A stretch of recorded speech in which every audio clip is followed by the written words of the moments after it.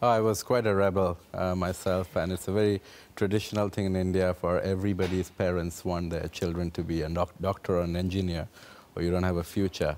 And I wasn't really good at school, so I succumbed to that pressure, and being a rebel, one day I decided to just run away from home.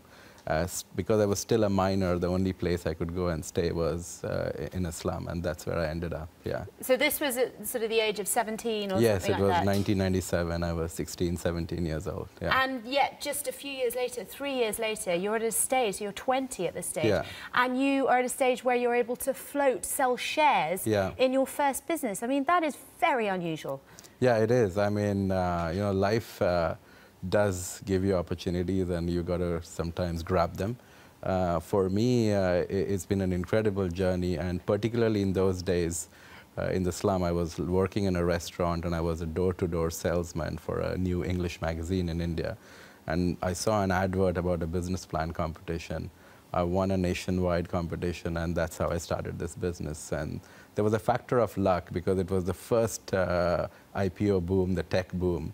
And there was a lot of money floating into these tech companies. And yes, you have been a beneficiary of that, but perhaps we're all a little bit guilty of focusing on the success stories. Yeah. There have also been some periods of real difficulty for you, about 10 years, in fact, and you almost went bankrupt. I mean, yeah. How important has that been to you as a period of learning? I mean, I'm a big believer, like, you know, failure is not opposite of success, it's feedback to success.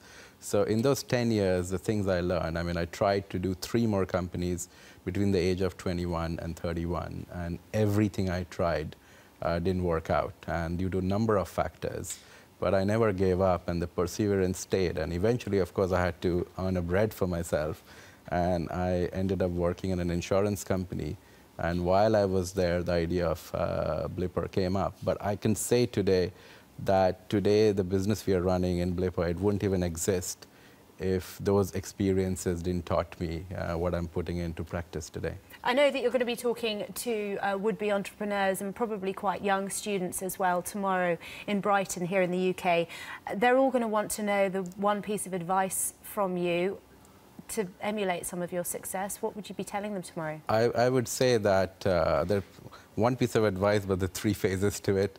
It's risk-taking ability, believe in yourself, and perseverance, because often, like, amazing ideas are never seen and understood by immediate people around you, and it's very easy to take the comfort path of getting a job and getting an education, and sometimes really seeing your dreams through and surrounding yourself with positive people and working at it does make a difference.